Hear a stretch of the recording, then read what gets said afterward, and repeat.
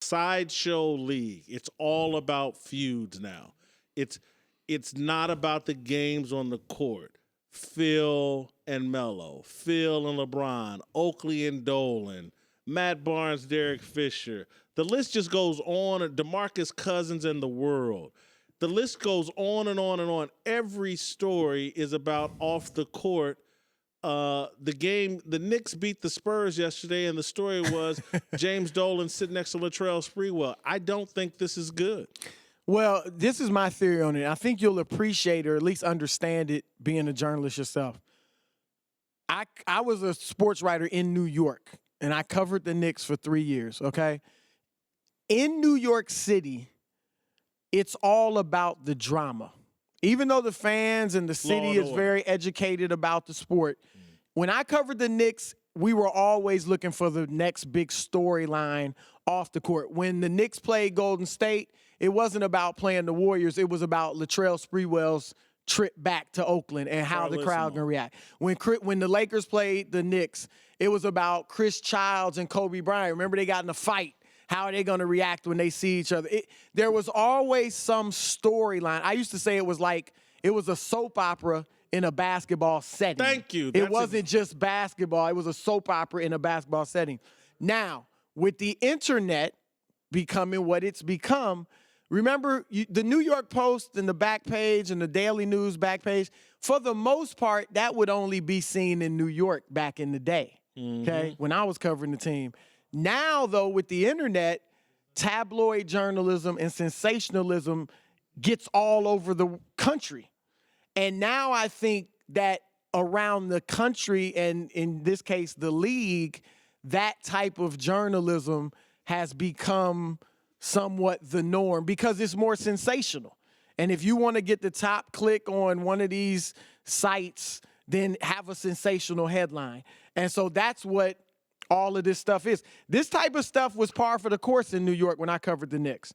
But it wasn't necessarily par for the course around the league. But now, to your point, I think it's kind of becoming that way. But I think that's good. Drama is good because that game Saturday night, it wasn't going to be competitive. It's one superstar against four. You don't think it was going to be competitive?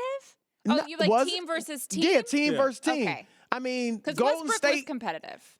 Westbrook, he played well, but yeah. I mean, the Thunder aren't in the same class as Golden State. Absolutely. And so you couldn't just sell the basketball. Right. The whole story was Westbrook, Durant back in Oklahoma City. That was what's going to sell it because we knew Golden State, unless they just totally didn't show up, was going to wax the Thunder. But to me, you say it takes away from like the actual basketball of the game and the competition. I enjoy so much more watching Westbrook and Durant and their game, purely their game, once they're talking this kind of trash to each other. Like, who can out-game each other? No, look, I don't think it hurts. David Stern's genius to me, when he took over the league as commissioner in 1984, was he marketed individuals. Yeah, mistake. You think it's genius, I think it's a mistake. The most popular American athletes in the world are who? NBA players. The most popular league and the most profitable but not league and the most watched league is the NFL. But that's because of the sport, not like it's just a more popular sport. No, it's not. But the athletes, who has the most commercials, who gets paid more, who is known more around the world is basketball players.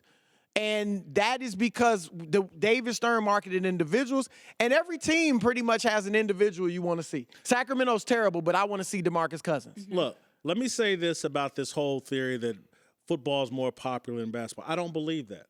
Basketball is the one sport in America that my mama played, your mama played, I play. Everybody touches a basketball and understands basketball. Everybody in America at some point has shot a basketball. Football is not that way. It's a niche sport that most people have virtually no understanding of. My view has always been basketball is an underachiever. It should be far more pervasive in America and across the globe if handled properly. Well, I think I would go all the way back to Pete Rozelle and him competing against Larry O'Brien. Total mismatch clown show. Pete Rozelle handled the NFL a lot better than the NBA has ever been managed. I would say that just as many people have played football, not organized, but a lot of people don't play organized basketball. Everybody has been on the street and played touch football. Not everybody. Boys. Most boys, or in the backyard and play some form of football, just like they've shot a hoop at a hoop in the driveway. There's not much difference in that. Boys, both. Well, it is. Genders, It's a male sport. Both. No, UConn's playing tonight. Both football. Genders play basketball and actually understand it. Neither gender understands football for the most part. I'm just telling you. Well, that's a good point. But the NBA had obstacles. Obviously, both leagues are majority African-American, but the NBA even far more so. You don't have nearly as many. Well, now it's not as bad, but back in the 70s and the 80s, if you don't have in the NFL, you still have white American superstars. You don't have very many of those, if any, in the NBA. And I think that has been an obstacle in the past that they were able to overcome.